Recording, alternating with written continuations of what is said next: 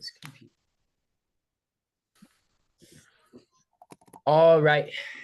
What is it? Episode 4 now? Episode 4?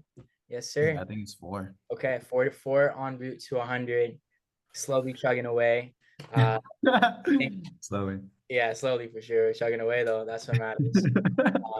But yeah, we're gonna be talking about beating the bias today.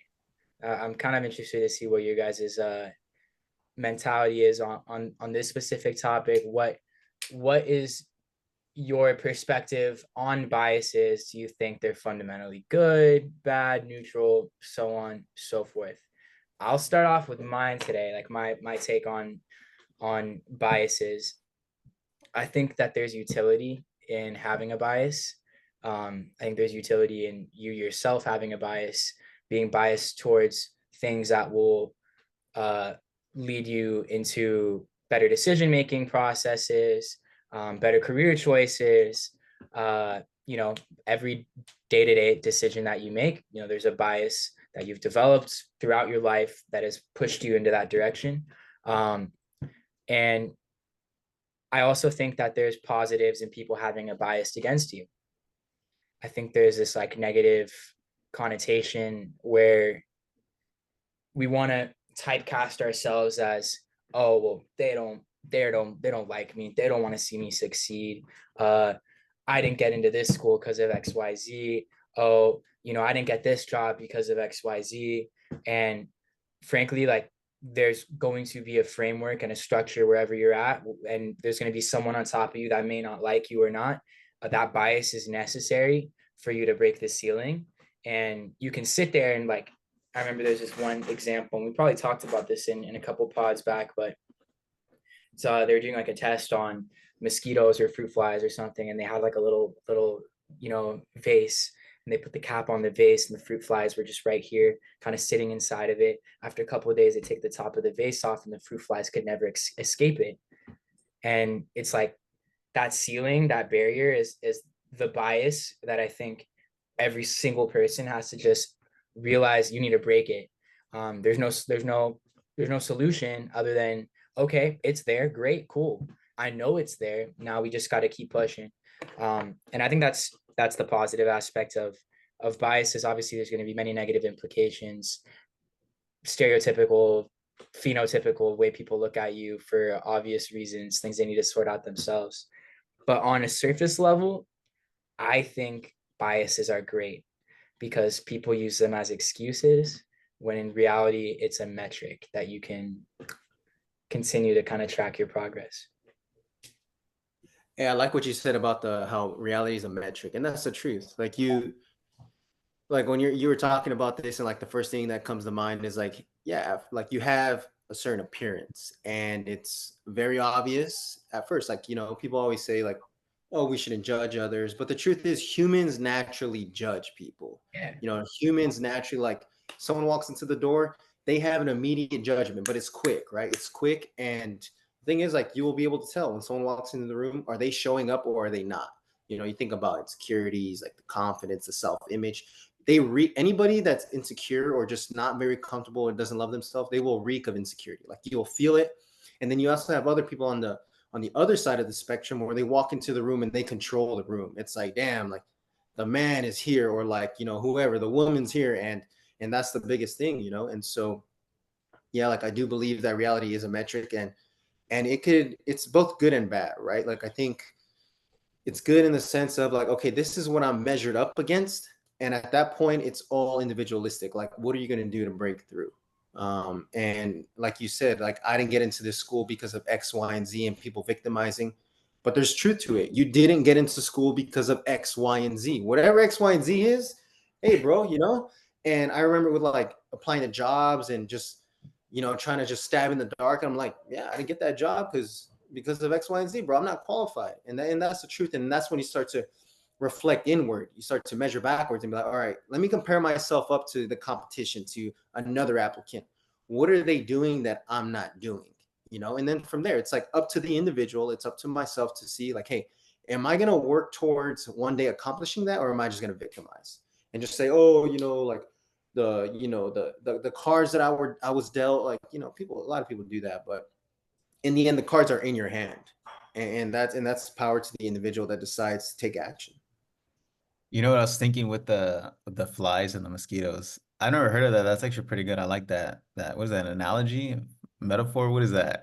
I I guess don't think it's a metaphor. it'd be a metaphor, but it was a real life experiment. Like they Oh, couldn't, it was for real. yeah, they legitimately couldn't Bro, take the title of this thing should be "Don't be a fruit fly." yeah, Straight up. Don't be like, last episode was the canal kid. This one is yeah, don't be a fruit fly. fruit fly. You know what I was thinking was it makes me think of the bar right now, the bar studying for the bar. And there's this guy on Instagram that I follow a lot. I watch his stuff, King Keto. And he says a lot of people worry about what can go wrong or what will go wrong. But when he pursues any challenge, any goal, he thinks, how much effort do I have to put in to make failure impossible? And I think about that a lot right now. It's like, all right, instead of thinking about, oh, what if I don't pass? Oh, Latinos don't pass. Oh, first gens don't. Like, instead of going into all that BS, in my opinion, is BS. It's because it doesn't serve me. That's why I think it's BS. Yeah, it could be statistically true, but to me, it's BS. Like, those thoughts don't serve me. And so instead of thinking that, I have those thoughts. I'm gonna be honest. I have those thoughts. They'll trickle in, but then I have to have the discipline to be like, you know what? No, no, no. How much effort do I have to put right now for this hour, for this 2 hour block to make failure impossible? And so I think that's true, like breaking through the limits. And I think that's the reality, like I know the rooms I walk into now with other attorneys, like there aren't many Latinos. Like it's just a fact, bro. It's just a fact. And I mean, the thing is, do I walk in and do I think, oh, no one's here is brown like me? Oh my, no, bro, it's not like that. And so I think Darren, you were kind of pointing to it of like these self-imposed beliefs, right? These limiting beliefs that like say the fruit flies had, like, oh, we're only staying right here. And Brandon and I think we tried, like, especially when we went to undergrad. I know I met you through Brandon, but we met people like you that, were open-minded, they love to have conversations. And I think that that's what breaks the barriers, it exposes you, and once you're exposed, you can't be unexposed. Yeah, I couldn't agree more. I think when you surround yourself with people that have these different belief systems, and it's like kinetic energy. You just keep building it up. And we talk about motion a lot, but the the emotions around people that are in motion as well tend to be more optimistic, tend to be I mean realistic as well, but less idealistic in the sense of, oh, that castle on the hill over there, I like that. It's like, no, okay, you got to go fucking get it, right? And like that's the reality too, is um positivity attached with getting after it gets you closer and closer and closer to your goals. I absolutely think you're going to crush the bar, and if you don't, do it again. You know what I mean? Like, Dude, I was thinking yeah, that. I said, you know what? I don't want to go too deep into it, but if it doesn't happen this time around, bro, you better believe this fucking Mexican's ready to do it 10 more times, bro. I will do it for 10 more times if I yeah, have to. But at that's the end of the day, it's gonna get done. that's the reality. It's like, okay, Rome wasn't built in a day. Like, it was built Yeah. over time. And I'm sure some of the best trial attorneys maybe weren't the best test takers. I know I just took the LSAT. Wasn't my best test. Guarantee was not my best test performance. But given the longevity of this course that I'm taking right now, I'm perfectly confident that I will get to my desired goal, which is years down the road now, but Yeah. it's gonna get there. And just like you're already there, but it takes the ability to take those steps and not let that limiting belief system hold you back. I had so much anxiety couple like the night before the test, because I was start panicking. I'm like, oh my god, am I gonna should I just get the score release early so I can cancel it out? Like, what am I gonna do? I'm not gonna get in the top 10 schools that I wanted to get into, yada yada yada, all this BS fucking anti-confident nonsense I was telling myself before the exam. I'm out here freaking out, like sending a bunch of messages to my girl, freaking out, yada yada yada. Then I sat down and thought to myself, I'm like, not to be against myself, but that's a bitch mentality that I had Mhm. for a couple of hours. And so I let it all out, and then I sat down and I started thinking about, okay, am I self-imposing a bias on myself that I'm not going to be able to hit that limit, right? Or surpass that limit? And I was. And I started looking up online. ChatGPT is my friend. So I'm like talking with chat. I'm like, yo, dog, what you doing? Yada, yada, yada. Uh, and yeah, I started answering some of those questions that were like giving me some concerns. Then I looked up like experts and I realized that I just didn't have a strategy going into the exam. Like I did all this research, all this studying, but my strategy wasn't there. Come test day, you know, I think I did better. I did better than my practice exams, and we'll see what my score is. But if it's not where I want it, I'm definitely not canceling that score. I'll live it on, throw it on my chest, and then I'll take it again in August. Like, is what it is. But you just gotta keep chugging away. I think that's the biggest thing, and I was more proud of myself that I went in with confidence. I'm sure you're gonna go in with a lot of confidence in Tampa in what you said, 49 days time, something like that. Yeah, 49. Yeah, Hey, yeah, bro, speaking of 49, I remember I got my score. I got a 149. And I yeah, said, bro, no school's going to accept me. No school's going to accept me. And at least the school I wanted to go to, you know. I yeah, was yeah, like, UCLA is gonna look at my app and just take a big dookie on it. And I was like, dude, I remember I got the score and I just took a lap around because we lived by a school at the time. yeah, And bro, I was crying the whole time. I was like, dude, I let the city down, I let my family down. I talked all this, I talked all that. And I was just walking, bro. And all these thoughts, like you're saying, this mentality of poor me, this and that. I'm not gonna do what I said I was gonna do. Man, dude, it was bad. And then I got back to the house and, fast forward, bro, I got into law school, I graduated, and good things have been happening since then, bro. And it just took that, all right, this dialogue has to stop. At a yeah, certain point, this dialogue has to stop. Dude, I was in the DA's office. I had my own trials. I had 5 misdemeanor trials, got guilties on all of them. Like that, imagine if at that moment I said, you know what, I'm just not going to apply to any law schools. I have no shot. I'm not gonna apply. Bro, I would never had these opportunities. I got my job lined up in Fort Lauderdale. Like I wouldn't have had any of these opportunities if I just gave up at that point. But I mean, it takes a lot of discipline. I mean, it's easier said than done. But in those moments, bro, I feel you. Like I don't take exams in my modules in my prep course. I don't take exams at the night because if I get a bad score, bro, I'm not even gonna be able to sleep. I'm just gonna be like, fuck this, that, So I wait to take my exams in the morning after my workout, and so I'm just like I can combat those thoughts better. But I mean, at that point, it's a monologue, but you want to make sure you got a dialogue at the very least. yeah. And that's the biggest thing. You can tell the size of a man by the way that they respond to their problems. And I think about you, Darren, and waiting for that score, Leo about to take that bar, and it's like at the end of the day, being in Leo's circle, it's like I want to see how he's going to respond. A big dub or an L, right? Like let's just say we never put too much energy into these things, but let's just say it doesn't go out the way it doesn't pan out the way he wants it to. Like I'm gonna kick back and see what Leo's made of, right? I'm gonna be like, come on, dog. Is my brother a punk, or is he gonna take this bar over and over and over until he actually gets the job done?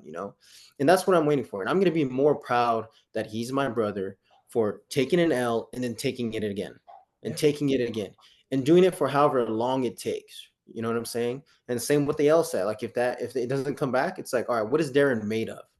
And that's the kind of mindset everyone should have. And I remember when I was going through the hiring process with the Secret Service, this was 2.5 years ago. And I went through it, did the security interviews. It was an 8 month process. Took the polygraph, didn't I didn't get through on the polygraph, and I was like, God, what does it take? I was smoking the interviews, I was doing well on everything, and I was like, man, what does it take? But I knew in that moment, this is where I reconstruct my identity. And I was like, I'm gonna find another way to get where I want to get. Take this route with the Coast Guard, counter drug stuff, search and rescue. I'm gonna bluff up my resume. I'm gonna find another way to get the job done. And yeah, that's the mentality Leo needs to have with the bar, and you too with when you get your score back and you start applying to your schools. And that's for anybody, really. Like, what are you gonna do in that moment? And you talk about like beating the bias, and it's like everybody is put in a box. I feel everybody's put in a box throughout life. And we know this attorney. His name's Matthew Lombard. He's a defense attorney in Los Angeles, big time dude. You literally Google him up, Matthew Lombard, and he'll pop up. He was a defense attorney for that one FBI mass shooting, like the biggest one in Las Vegas in the country. And my dad would translate for him because he has like a bunch of clients that do the whole cartel stuff, the drug trafficking and all that. Yeah. And I remember he told us that he wanted to write a book growing up because he's African American, and he said like just going throughout higher education, it's like, yeah, they're underrepresented. Yeah, he wasn't, you know, he didn't have classmates that looked like him, but he felt like he was in this box, and his mission every single day was to get through that box, the box that life was putting him in. And so it's like, again, it's like beating the whole bias thing. Like, what is Leo gonna do? Doesn't pass his first bar, he can't victimize. Oh, you know, I didn't have the prep as my peers did. I didn't have, you know, the funding to have like the best prep course. I don't know. I'm not in law school, so I don't know the whole lingo about that. But you know, the whole thing is like, is he gonna victimize, or is he gonna find a way to beat the bias of, hey, underrepresented student right here, but he's gonna get the job done. Hey, Yeah. yo, you know, Darren, that reminds me the accountability part. It's because I remember when I sent my score, I mean, I applied because the rest of my app was fire. I had a rec letter from the former dean or the former dean of the law school at my undergrad. He was now a big time professor at the undergrad. I had mentors. I had like a bunch of student leadership nominations, student leadership positions. Like my personal statement was fired. Like everything was fired but my LSAT score. Like I had a 3.7 GPA, I think. Wasn't bad, it wasn't good, but it wasn't like my LSAT score. And I remember my first application, I got 13 rejections in a row. And every rejection I sent to Brandon. And I said, bro, I'm gonna do this thing so I can look back years down the line. And after I sent every fucking rejection, I sent him a picture at the gym in the morning. Because I would get it like in the afternoon or sometimes in the middle of the day. I'm like, I better go to the gym in the morning at my normal time. Oh, dude. Yeah, of course it sucked. Yeah, of course I felt like a loser. I felt like the rejection, just like I wasn't worthy. 13 straight law school application rejections. And every morning after, I sent a picture to Brennan at the gym and I said, hey, bro, whatever happens, whether I get in this year or I get in next year or in 5 years, I'm here, bro.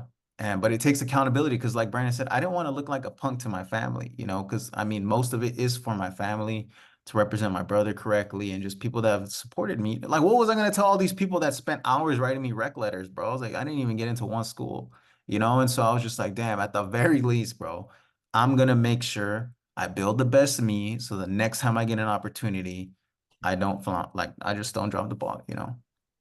No, absolutely. I mean, I think that that's real. You know, you don't want to let people down necessarily, but I think it's more about like the promise you make to yourself. That's where I look at things, and I I also just want to fulfill like the long term vision. You know, like I don't want to lose track of that. I had a conversation with my boss. Finally got moved to the day shift, which is so great. I get to see the sun all the time. I'm smiling. Because It's you had the graveyards, right? yeah, they had me on the graveyards, bro, and I'm like, I took an opportunity, right? So here's a great story for the bias, right? Uh, Amazon has this wheel of retention. Either you perform or you get pushed out, one way or another. They'll hire people. They'll limit your stock options. They'll, at a certain point, if you're not performing, you're not going to keep making money past a certain limit, XYZ, right? And ultimately, it does force you into either moving up the ladder or gone. However, I'm not at that point in the process at all. I was just seeing an opportunity that developed. Uh, there was a manager that opened that like opening that happened on the day shift. The other two day shift managers for the front half day shift were out of town. It was just the ops managers and a bunch of like process assistants, which is basically my direct reports, like my direct assistants, and then there's all the associates, the L1s. So the L3s, they just can't do too much. They can do like most of what a manager does, but none of the high level compliance stuff. So I'm on the night shift, front half nights. I tell my ops manager, I'm like, Nick, I was like, Nick, there's an opening on day shift next week. There's no managers. I want to work the shift. This is after I had a conversation with my boss's boss about a promotion. And, I didn't necessarily get the feedback that I wanted, nothing quantitative. So I'm like, lack of a better word, fuck it. I'm gonna show them. I'm gonna show them what's up, right? You don't want to see how good I do my job. Like, great, I'll show you directly. So then I took the opportunity. I worked the day shift. 2 days in, they moved me to the day shift. So I was like, oh, like this, he actually does know what he's doing. Okay, cool. yeah, like it makes sense, right? But ultimately it's the work though. Like I could talk all this smoke about how good I am at what I do or how strong I am or how much I get after it. But without the work, you can't really beat the bias. And you also have to be smart about how you're beating the bias because um, if they're not like if there's no visibility on it as well, you're putting in a whole lot of work for yourself, but you're not beating that metric. The metric ultimately is based off of other people's perceptions and the opportunities that get presented as a result of it. And that's the bias that I'm saying is also a positive thing if you can recognize it as an actual metric. And so I got moved to the day shift. I'm in a position where now I'm applying a lot of pressure where I've told practically everyone in a position of power that I deserve the promotion that I've been working on. So they're seeing me consistently show up. Now, if I don't end up getting the promo in the time frame that I want, Amazon, you can see this. I've told everyone at the building, I will be gone. And I will take my experience and what I've learned somewhere else and continue to chug away. So, and that's okay. That's okay to chug away somewhere else. Like the schools, if I don't get the school I want, I'll go somewhere else and it's totally fine. But I think that's maybe my biggest point about this of this subject matter. I'll let B talk a bit. I've been talking quite a bit, but yeah, you know, you also need to be well aware of the framework of the bias too. Like that's really important. Well, bro, I was actually telling one of my coworkers at the DA's office, and I told him, I was like, hey, bro, you have certain people in that office that need to see your character. It doesn't matter how good you do, how well you perform, what your supervisor says. There's certain people in this office that need to raise their hand when it comes time to talk about you. And if they don't know your character, bro, you can do a great job. And I learned this early in underground when I didn't get rehired. I just didn't, I was like, oh, low pro, low key, like do the work down low. And like, dude, unfortunately, that doesn't work, dude. Like the squeaky wheel gets the grease, closed mouths don't get fed, yada, yada, yada. And I told him exactly what you just said. Like, there's certain people, go run a counter offer from the defense attorney by this guy. Every once in a while, sprinkle in, just be like, message, hey, you got like 5, 10 minutes. Just sprinkle your face around this office, but to certain people. Because when it's time to speak on your name, and they like you, they like the way you think, they like the way you present yourself, the way you approach them, and they respect their time, bro, you better believe they're going to raise their hand. And when they speak, people listen. Unfortunately, not everyone in the office can speak and everyone listens, but there's certain people in there. And I was literally like yesterday, I think it was, saying the exact same thing to a buddy of mine because Yeah. it's true, bro. I think it's very true. I remember in high, Leo said some fire shit right now. I remember in high school, we were, about the whole beat the bias stuff. Like we were at some Title I high school and underfunded in Los Angeles, the LAUSD, like the Los Angeles Unified School District. I remember Leo and I would just always be in that counselor's office, and our homeboys would tease us like, "Oh, these little teachers' pets, like little bookworms, whatever." They would punk on us, but I mean, we're not that as geeky as as they thought we were now, right? Like we always look back and it's like it was all worth it because like we'd be in there all the time and like giving them like like, hey, I need help with this, like college apps, like how do I write this essay, like form it in a way, how can I deliver my message in a way that's gonna reach the ears of the important people that need to hear this, and like, I mean, I really like, I always have those moments where I'll think about like, oh, pops, like dad incarcerated, older brother also did time, and the child abuse, the social worker, bro, having somebody knock on your door that's a social worker, like a government worker, just check on your well-being. That's got to be like the most humiliating thing growing up, especially as you get older. As I've gotten older, as Leo and I have gotten older, we just like reflect and we're like, damn, bro, like that's unfortunate, while being in Section 8, like I wonder how many doors she was knocking on in those apartments that we lived in, And the whole thing is, it's like you put us on paper, and it's like we should be smoking and joking on some reception yard in the LA County, bro, but we're not. Why? Because we did the work. We did the work necessary. It wasn't easy.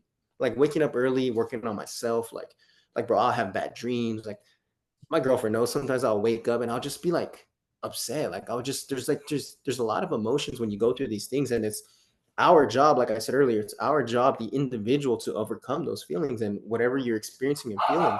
And a lot of people don't like to do that work. And that's what it takes, bro. Like doing the work. Like Leo said, the squeaky wheel gets the grease. And being low key and humble, that shit don't work, dog. I mean, That's how you get overlooked. That's how but you get overlooked. let's not take away from humility. I think humility is good, but And in this context, right, where like if you actually want to achieve something and track something up the ladder, whatever ladder it may be, you have to be vocal. You have to have the right people in the right rooms, hearing you, seeing the work that you're doing. So I completely agree with you guys. yeah, Bro, because there's a difference between humility and just being timid. You Yeah, know what I'm bro, saying? yeah.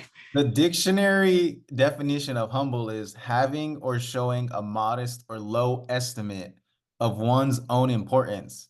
Bro, I think you're right. There's a fine line between being arrogant and have like you have that humility, but I was telling my buddy, I'm like, bro, there's no reason they should not offer you a job after this year. But if certain people don't know because you're too low bro, you're not gonna get that job offered, But yeah, I think that it doesn't mean being all arrogant, but yeah, I don't know. That word humble makes me feel weird, Dude, I had this one ex. This is why she's the ex. One time we were in undergrad. I forgot, I was starting to get things rolling in undergrad, feeling more comfortable, getting like leadership positions as a student, blah, blah. And one time she told me, she's like, don't forget to be humble and remember where you came from. And it came from a good place. I know what she was trying to say, but it was because at that time I was telling her, nah, I don't want to kick it no more. So she was feeling kind of like stupid, I guess. I don't know. But she was like trying to, I don't know, bro, like pull me back in a sense, like slow your roll. I'm like, bro, I'm thriving right now. Like I'm doing better for myself. You know where I come from. And ever since then, I was like, damn, you're not even on my team. Like right now, my girl. I say some stupid stuff and she's like, you're awesome. Like no matter what, it's like Leo's awesome. And it's like you want to have someone like that. And it goes both ways. When she does something, I'm like, you're awesome. But I don't know, that word humble is triggering, bro. Yeah, after you did the dictionary definition of it, like verbatim, I don't know if I agree with what I just said, bro. Bro, I'm not sure I if I need to agree get with I what I need to just get a said. shirt that has the Google definition Yeah, of what that means so I, people can like be mind Bro, blown. I that's don't know if I nuts, agree with right? it though. Yeah, That I actually think definition. I think I'm wrong because Because like that's the thing too, because you think about Darren, like really think about all the people that you've come across in your life that stick out. You meet hundreds of people in your life, the course of your life. You've met so many people. There's probably a handful that stand out, and you're like something about their character, their aura, their demeanor, the way they treat people, the way they spearhead opportunities. They've got the charisma, they've got that stand-up type of like character, and most of those people, they would agree, like you cannot be humble in a world where there's other people that are killing it and that will just run you over, bro. They're and, gonna run you over. and not even in a sharky like a dog eat dog or sharky shark sense. It's just them like you said, aura. Their aura is just stronger than yours. They enter a room, they're trying to you want to have a conversation with the GM and you can't get a word off because they're making the GM laugh. You know what I mean? Like that's the thing. You have to have that confidence. So yeah, maybe humility is not at all what I want to say. Just the ability to uh not be arrogant. Like you have to be confident but not be arrogant at the same time. uh Hey, as bro, because you know what I think is that there's nothing low pro about these people's energy when they walk into a room. Like that's in your face, bro. They walk into a room and their aura just like smacks you in the face, bro. And I don't know. When I think humility, I think like you talk to them and they give you the time of the day if they got it. They're not like showboating you like, oh, you're a little peasant. But I don't know, bro. It's something I think about often. Ever since I forgot, I don't know if it was Brad Lee or someone that pulled up that definition. I was like, damn, I never thought about that. Like what the real definition of humble is. And I don't know, it's changed my mind. oh Like no, I'm, that's straight propaganda.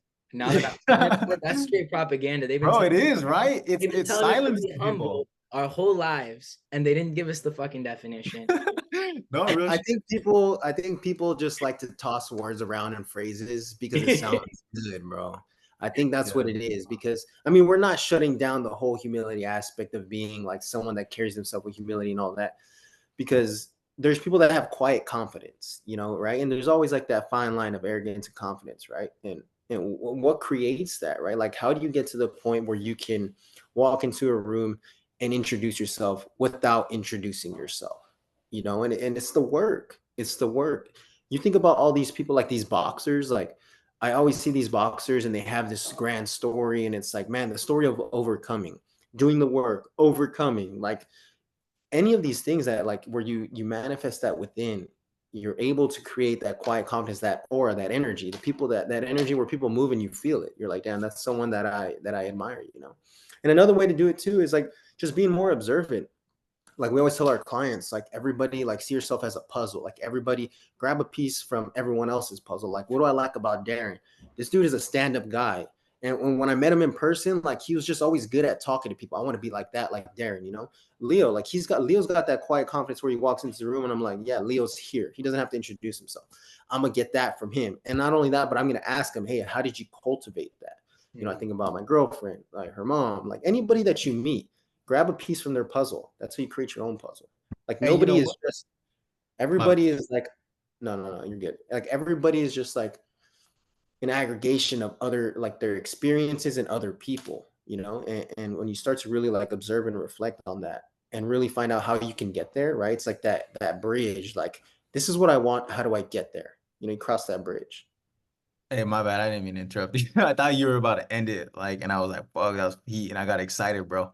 But you know, it goes back to beating the bias, right? Like what Brandon's saying, it's like you're getting little things from everyone. Like I could say the same thing about you too, my girlfriend, her family in Hawaii, and I read this in a book once that success is the aggregation of small improvements, and that's all it is. And that's what Brandon's talking about. You know, like I'm gonna pick this from Darren, I'm gonna pick this from B, my homie right here. And that's how I beat the bias. You know, yeah, statistics say this about someone who grows a son who grows up with a father who's incarcerated. Statistics say this about Latinos. Statistics say this about Title I, Section 8, blah, blah, blah.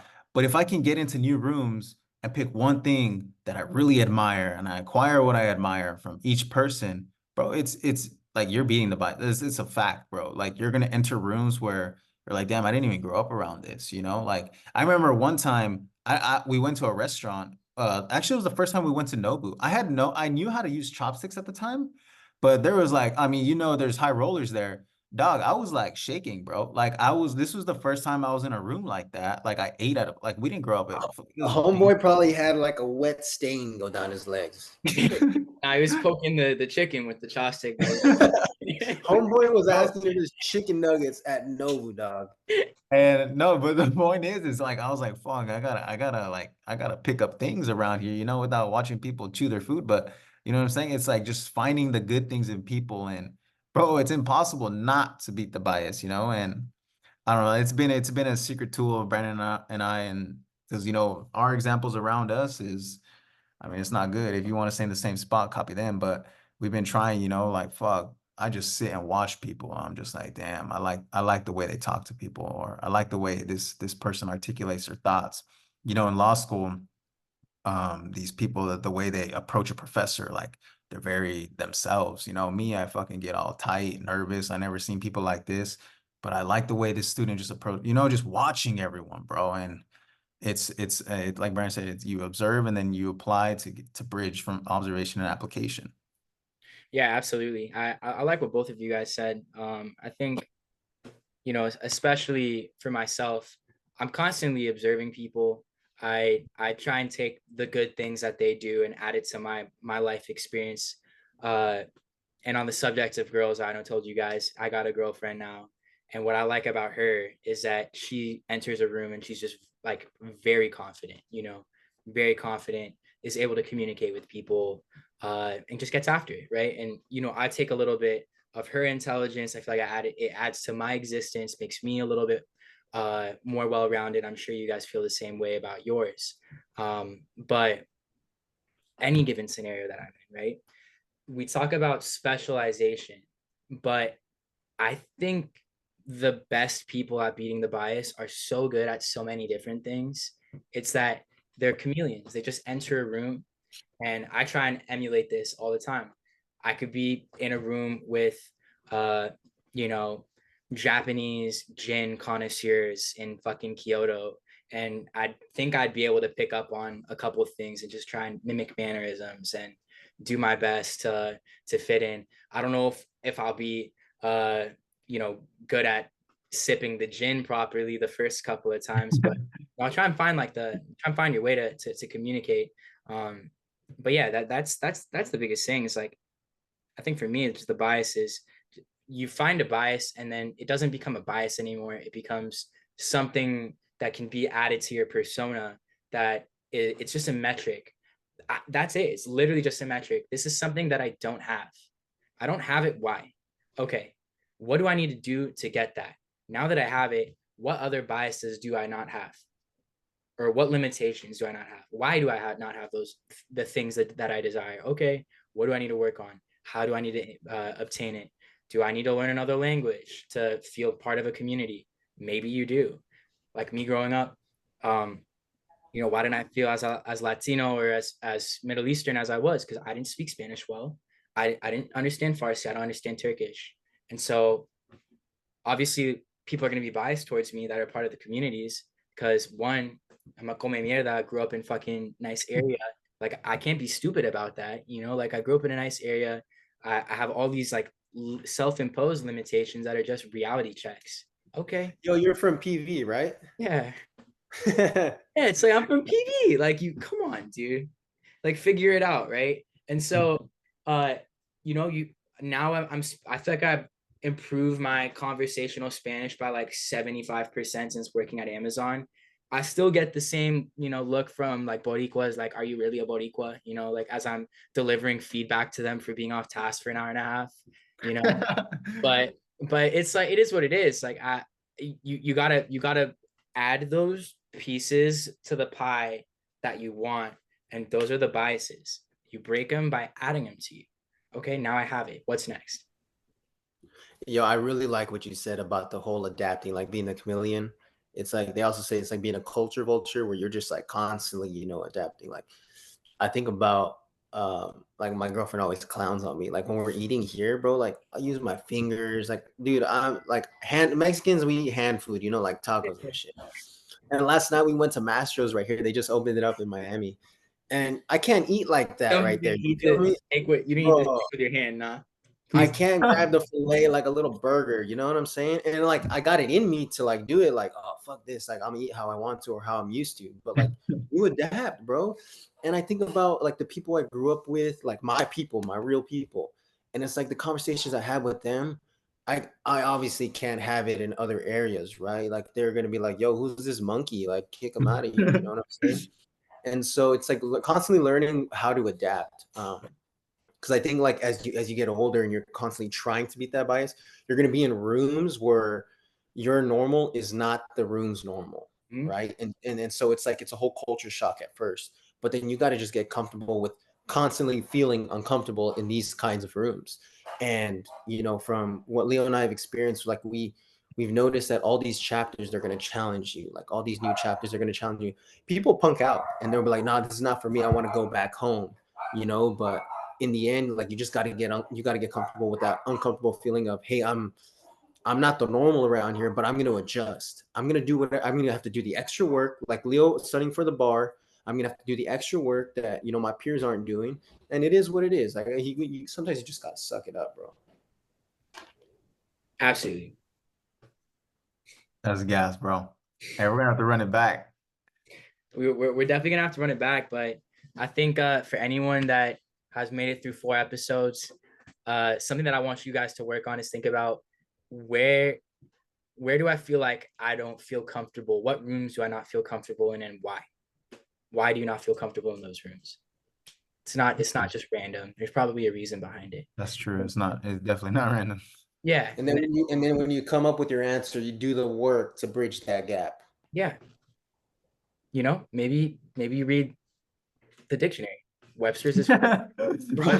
That's what Leo and I started to do. We were Yeah. like, bro, all these rooms that we're getting in, people are smart, bro. I feel like a chimpanzee in this room.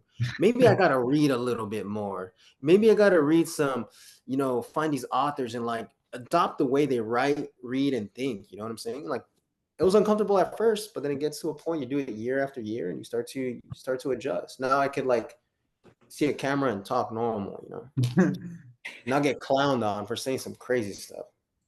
It's still gonna happen regardless. That's true. Yeah, That's yeah, true. All right, boys. I know you guys gotta go. Always a pleasure. We'll keep chugging away. 5 to 100 up next. Get it. Yeah, as long as we don't stop, we'll get there. Yeah, it's absolutely the case.